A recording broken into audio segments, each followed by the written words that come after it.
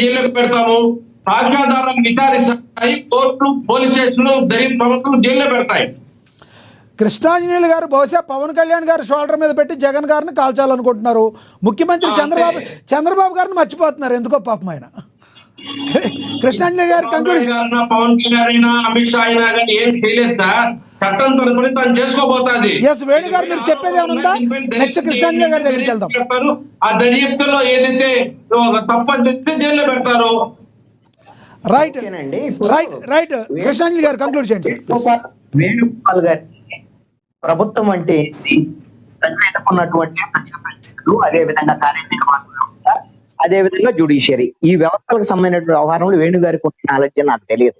నేను దాని గురించి మాట్లాడను. ఎందుకంటే ఇప్పుడు మీకు లక్ష్మీనాథ్ గారు మీకు తెలియాలని చెప్తున్నారు. మీరు ఒక హైలీ క్వాలిఫైడ్ పర్సన్, అదే విధంగా మీరు ఒక ప్రిన్సిపల్ గా పనిచేసి కాలేజీ నడిపినటువంటి వాళ్ళు, ఒక ప్రభుత్వము అని అంటే ఇప్పుడు డిప్యూటీ సీఎం అంటే ప్రభుత్వం భాగం కదా, చట్టాన్ని ఎవరు అమలు చేయాల్సిన జగన్మోహన్ రెడ్డి చేసిన తప్పిదం అదే. చంద్రబాబు నాయుడిని ఆ విధంగా లోపల పెట్టి జగన్మోహన్ రెడ్డి గారికి 151 నుంచి 11 సీట్లకు వచ్చింది. వేణు గారు ఆయన మాట్లాడిన ఇద్దరు మాట్లాడితే అర్థం కాదు. జగన్మోహన్ రెడ్డి చేశాడు.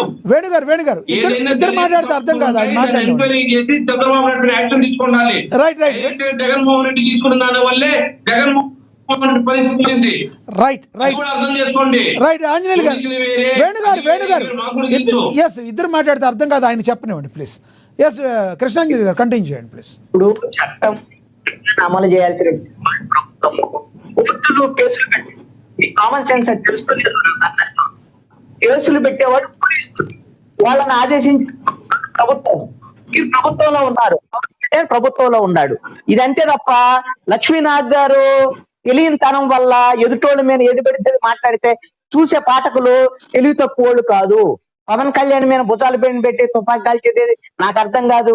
ప్రభుత్వం, ఈ ప్రభుత్వంలో ప్రతి ఒక్కళ్ళు 164 మంది ఎమ్మెల్యేలు మీరు చెప్పిన ప్రకారంగా జగన్మోహన్ రెడ్డి అవినీతికి పాల్పడ్డారని అసెంబ్లీలో చెప్పారు, బహిరంగ సభలో చెప్పారు, ఇప్పుడు కూడా చెప్తున్నారు. చెప్పినటువంటి మీరు జగన్మోహన్ రెడ్డి ప్రజాధనాన్ని దోచుకొని ఉంటే, ఆ ప్రజాధనాన్ని దోచుకున్నటువంటి నేరస్తులైతే జగన్మోహన్ రెడ్డి మీద కేసు పెట్టి అరెస్ట్ చేసి జైలుకు పంపాల్సినటువంటి బాధ్యత 164 సీట్లు ఉన్నటువంటి కూటమి ప్రభుత్వానికి, 21 మంది ఎంపీలు ఉన్నటువంటి కూటమి ప్రభుత్వమేనా ఉంటుందా ఉండదా? మీరు ఆ పని చేయాలా అక్కర్లేదు? అవును సార్. కృష్ణాంజలి గారు మీరు పవన్ కళ్యాణ్ గారిని టార్గెట్ చేస్తున్నట్టు ఉంది, కానీ మీరు చంద్రబాబు నాయుడు గారిని ఎందుకు క్వశ్చన్ చేయట్లేదు? ఇదే మాట అసలు మీకు అర్థమవుతుంది. ప్రభుత్వాన్ని అడుగుతున్నాను. ప్రభుత్వం ముఖ్యమంత్రి చంద్రబాబు నాయుడు పవన్ కళ్యాణ్ 164 మంది ఎంపీలు, 21 మంది ఎంపీలు ప్రభుత్వం గురించి చెప్తుంటే పవన్ కళ్యాణ్ ఇలాంటి పిచ్చ వారాల వల్ల పవన్ అనవసరంగా నష్టపడుతున్నారు. అర్థమైందా? నేను ప్రభుత్వం గురించి చెప్తున్నాను. ప్రభుత్వం ఈ పని చేయాలా అక్కర్లేదా? ప్రజాధనం తిన్నటువంటి వాళ్ళని జైల్లో పెట్టాలా అక్కర్లేదా? అది వదిలిపెట్టేసి చంద్రబాబు నాయుడు ఆ రోజున జైల్లో పెట్టాడు, ఓడిపోయాడు. మీరు ఓడిపోయారని మీకు రాజకీయం కోసం చేస్తారా? 164 అంటే కృష్ణారావు గారు చట్టాన్ని ప్రభుత్వం చేతుల్లో తీసుకోవడానికి మళ్ళీ ఎందుకు కోర్టు, పోలీస్ స్టేషన్, దర్యాప్తు సంస్థలో అవన్నీ తీసేస్తే పర్వాలేదా? చంద్రబాబు నాయుడు లేదా పవన్ కళ్యాణ్ జైల్లో పెడతారు జగన్ ని తప్పు చేయడం వల్లే. దర్యాప్తు అవసరం లేదు, కోర్టు అవసరం లేదు, పోలీస్ స్టేషన్ అవసరం లేదు. డైరెక్ట్ గా మోడీయో చంద్రబాబు నాయుడు లేదా పవన్ కళ్యాణ్ చేస్తే జగన్మోహన్ రెడ్డి గారు జైలుకి వెళ్ళిపోతాడు. రైట్ రైట్ అలా అయిపోతున్నాడు. ఇలాంటి వాళ్ళు ఉండబట్టి యొక్క అభిప్రాయం అయితే అర్థమైంది. అర్జెంట్ గా జగన్మోహన్ రెడ్డి గారిని జైల్లో పెట్టాలి. మీరు 20 అర్జెంట్ నాకు అర్థం కాదు, మీరు మాట్లాడేది అలాగే ఉంది. జగన్మోహన్ రెడ్డి గారిని జైల్లో పెట్టాలంటే చట్టం తరపున చేసుకుపోతుంది. అవును సార్, అవును సార్. ప్రొఫెసర్ నాగేశ్వరరావు మాట్లాడినట్టే మీరు మాట్లాడుతున్నారు. ఎగ్జాక్ట్లీ. ప్రొఫెసర్ నాగేశ్వరరావు మాట్లాడిన విధానంతో మీరు విధానంతో మాట్లాడుతున్నారు. ఈరోజు పోలీస్ స్టేషన్లు, కోర్టులు, దర్యాప్తు ఎందుకున్నాయి సార్? చంద్రబాబు నాయుడు, పవన్ కళ్యాణ్ లేకపోతే మోడీ గారు యాక్షన్ తీసుకునేటట్టుగా ఉంటే జైల్లో ఉండాలి కదా నేరస్తులు, మరి జైల్లో పెట్టాలి కదా నేరస్తుల్ని. చంద్రబాబు నాయుడు దగ్గరే లా అండ్ ఆర్డర్ ఉంది. 23 నెలల తర్వాత కూడా ఇప్పుడు కూడా మీరు ఇది అడగకూడదనంటే ఇంకేం చెప్పాలి? ఇంకోటి లక్ష్మీనాథ్ గారు మీకు కూడా చెప్తున్నాను, మీడియా కానీ చాలా మందికి చెప్పేటువంటి విషయం ఏంటంటే, ఎవరైనా సరే ఆంధ్రప్రదేశ్ లో కానీ ఎక్కడైనా సరే మాట్లాడేటువంటి వాళ్ళు ఒకవేళ కూటమి ప్రభుత్వానికి వ్యతిరేకంగా మాట్లాడితే పేటీఎంలు అయిపోతారు.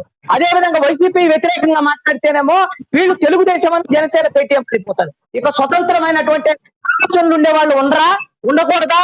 ఈ విధమైనటువంటి బుద్ధి లేని మాటలు అనేటువంటిది మానుకోవాలి ఎవరైనా అనేటువంటిది నేను స్పష్టం చేయదలుచుకున్నాను. ప్రజలు యాక్సెప్ట్ చేయరు సార్. ప్రజలు అన్ని గమనిస్తూ ఉంటారు. మనసులో ఏం పెట్టుకుని ఎవరు మాట్లాడుతున్నారు అనేది మోడరేటర్ మాట్లాడినా, అనలిస్ట్ మాట్లాడినా, ఎవరు మాట్లాడినా అబ్జర్వ్ చేస్తారు. చట్టం వేరు, ప్రభుత్వం వేరు. చట్టం అనేది చట్టం తన పని తాను చేసుకుపోతుంది. ఏ రకంగా పవన్ కళ్యాణ్ గారు, చంద్రబాబు నాయుడు గారు ఎలా చేస్తారు? మీరు ఏ రకంగా మాట్లాడతారు? అలా పోలీస్ స్టేషన్లు, కోర్టులు ఏం అవసరం లేదా?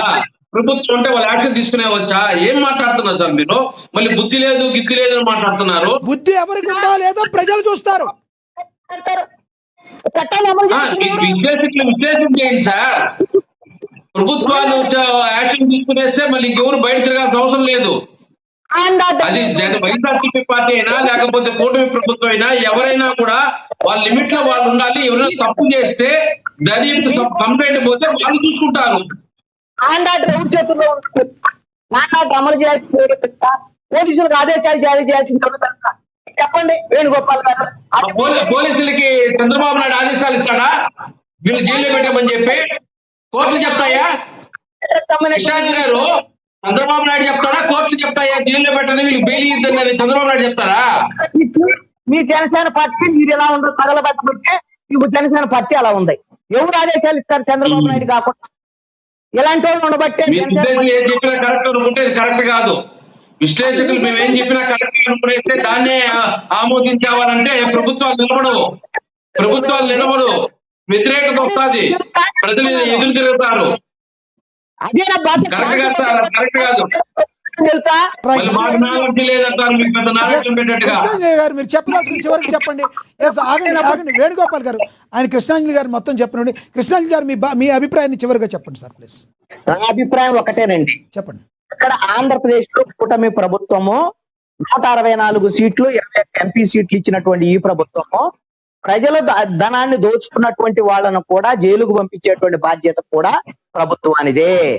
ఆ ప్రభుత్వం ఆ బాధ్యత నిర్వర్తించాలి. వీళ్ళు చెప్పిన ప్రకారంగా జగన్మోహన్ రెడ్డి చుట్టూ ఉన్నటువంటి వాళ్ళు అవినీతికి పాల్పడ్డారు, కుంభకోణాలకు పాల్పడ్డారని అసెంబ్లీలో చెప్పారు, బయట చెప్పారు, అన్ని చోట్ల చెప్తున్నారు. కాబట్టి వాళ్ళని ప్రజాధనం తిన్నటువంటి వాళ్ళని జైల్లో పెట్టమని అడుగుతుంటే జైల్లో పెట్టడానికి మీకు తొందర ఏందని మీరు అడుగుతున్నారు.